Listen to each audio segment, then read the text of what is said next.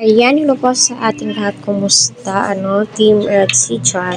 So, napakaganda nga po ni Beyonce. Mala Diyosa at my God. Una pa lang ay napaka-sexy na po talaga ni Beyonce. Bagay na bagay sa kanya ang kanyang isinuot. Kaya patuloy po natin suportahan si Kalinga Prab, Kuya Val at ang buong team. Huwag po natin skip ang kanilang ads para sa ganun nga po ay marami pa pong kababayan po natin ang kanilang matulungan. So, si Eds ay sinabi niya, ang ganda mo naman, at sinabi niya, baka ikaw lang ang pagtitinginan doon sa ball.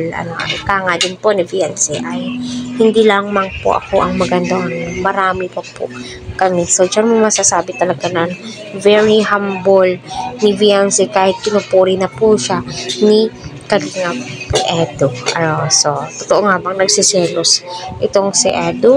So, panoorin po natin yung video. Sobrang siguro kung nandun tayo, titingin ka ng mga tao. Ang dami po doon maganda. Ang dami po doon maganda. Hindi lang po. Marami nga, pero ang maganda para sa akin. Ayan, so, narinig naman po natin, na Tilay. Nagpapahiwatig nga po itong si Eds at pinaparamdam niya kay Beyonce na nagsiselo siya. At yes, totoo naman po, na maganda si Beyonce sa kanyang kasuotan. At ika nga ni Eds ay hindi nga daw po siya pinapansin ni Beyonce dahil busy nga daw po itong si Beyonce na nag-aayos at nag-makeup. Syempre naman, kasi nga, ELM ball yan. Hindi naman po pwedeng hindi mag-ayos itong si Beyonce. So napaka-slim pong yun. Ang ganda-ganda ni Beyonce sa totoo lang. Ito nga ba? Para mas makita ako. Ayun na kasi, busy ka sa pag-makeup. Hindi mo ako pinapansin. Sa akin. Ngayon po kasi ako. Masyadong kita po yung Sino kasi nabili niyang damit mo? Ano po yung sponsor po? Ayaw nga pala. Salamat mo nga pala sa sponsor. Opo, Sa akin. Ang ganda nitong damit natin.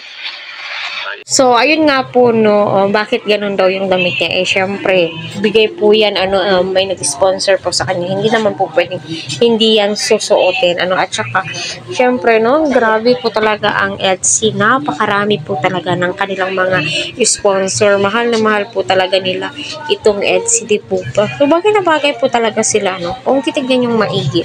Si Eds at saka si Beyonce, tila'y magkaedad lamang po, medyo, iniisip ko mga 5 years yung gap nila. Kasi tingnan nyo, matured po si Beyonce. Siguro nga, nakaka-matured po talaga kapag ikaw yung panganay and syempre, ikaw yung masasabing breadwinner. Diba? May nakahari ako. Sa akin, parang lang to, Hindi lang sa Hindi po. sa damit mo. Pero, okay lang. Maging ako sa inyo. Puri niyo po ngayon.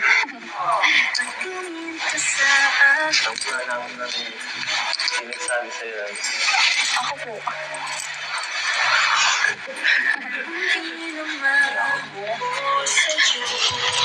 Kasagahan. Pabuna. Napakilit mo. Hindi po yung bola. Wala lang ako. Nasakyan ko lang muna. So, ayan ang masasabi ko po talaga ay tila'y napaka-perfect po talaga ang Etsy. So, abang-abang po tayo sa kaganapan ng 8 monthsary ng Etsy. Kasi as of now, wala pa pong upload, wala pa pong update. Malamang mag-e-effort na naman din po ang mga sponsors at mga Etsy supporters po niya para kay Beyonce at syempre kay Eds.